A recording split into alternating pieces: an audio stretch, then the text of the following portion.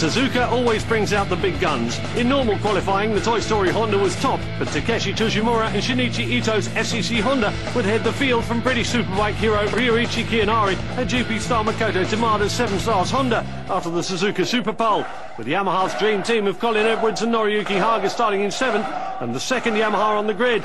It will be Castrol Suzuki's toughest race this season, and they qualified in 15th place, but every team above them was in a class that couldn't score points in the World Championship.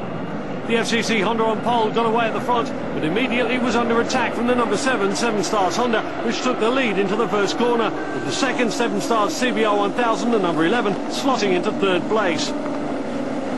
No problems at the start, with everybody getting away cleanly, but only until the last part of the S-curve, which was 4 corners in, when the number 55 Win Suzuki hit the back of Shogo Moriwaki on the number 19 Moriwaki Motul Honda, taking them both out. The Moriwaki Honda would rejoin later in the race, taking the better part of 4 hours for repairs, and would try to finish the race as a point of honour.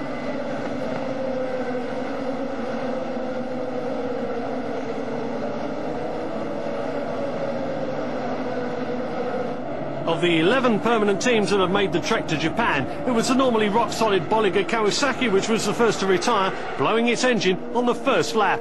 And for Yamaha's dream team, their race had come to an abrupt end when Colin Edwards had his engine die under him. He pulled off the track at Spoon Curve after the bike just stopped. Edwards didn't even attempt to push the bike back to the pit lane, and it was game over. His teammate Noriyuki Haga wouldn't even get to race. That tricky final chicane, and it's Frenchman Vincent Philippe who's been caught out 50 minutes into the race after fighting up to 9th place. The number 1 Castrol Suzuki losing the back end and smashing down onto the track, breaking the right side handlebar. Philippe will be able to ride back to the pits for repairs, but that rare crash from Philippe will cost the team 4 laps.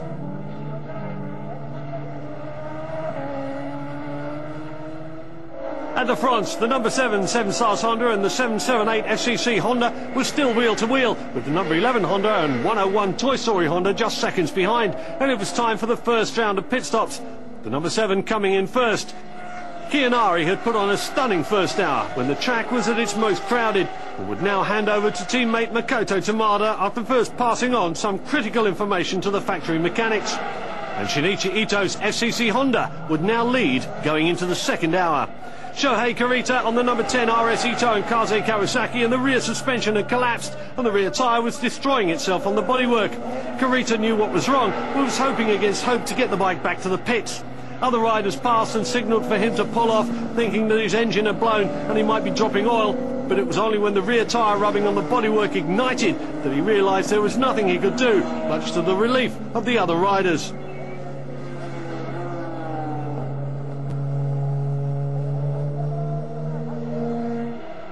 But there was a real threat developing from the Yoshimura Suzuki team. The number 12, now with Watanabe on board, exited the pit lane in search of 3rd place, with the number 7 Honda starting to suffer from brake problems. At the end of the second hour, the top 6 would all be on the same lap.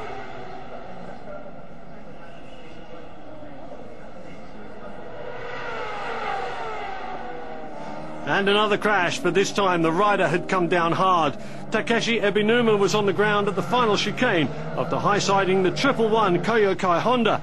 The rider was slammed to the ground and chased by his own bike down the track.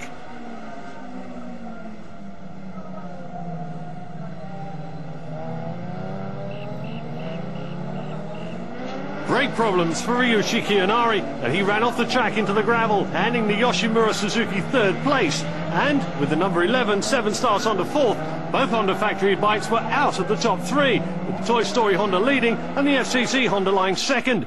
It wasn't long before Kiyanari was right back in the hunt, showing the aggression he's developed from racing in the British Superbike Championship. But that problem was enough to knock the bike back to 8th place and 1 lap down after 3 hours of racing.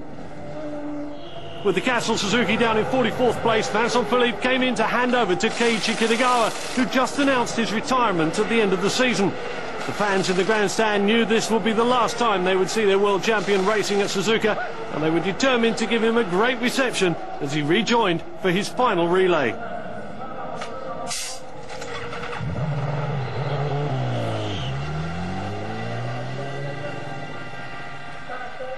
Taking the lead after the third hour, Shinichi Ito on the FCC Honda now had almost a 2-minute lead over Takeshi Yasuda on the 101 Toy Story Honda. The low sun making riding treacherous with an intense reflection off the track at the Dunlop curve.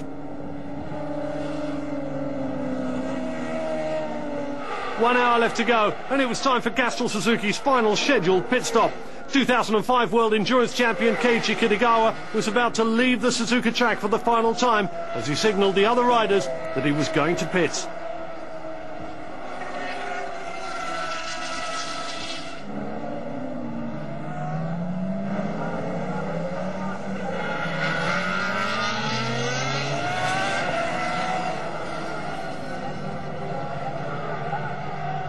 As he rolled to a stop in the pit lane, there was an unbelievable noise from the grandstand as the fans showed their appreciation of a long and illustrious career ending with a world crown, and with the possibility of 2 available, because wherever the Castrol Suzuki team finish at Suzuka, they'll still be going to the next round with a healthy lead in the points table.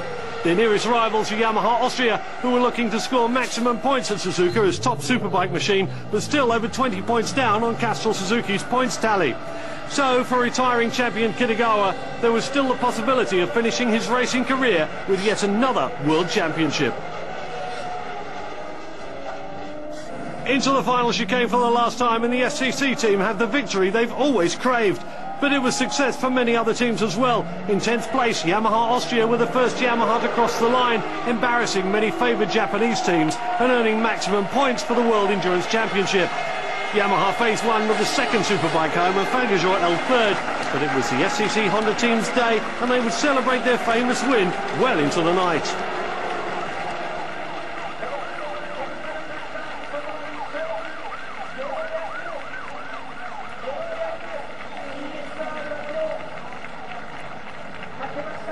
That closed things up in the points table, with Castrol Suzuki now holding a 21-point advantage over Yamaha Austria, with the Bolliger teams non-finish pushing them down to 5th place.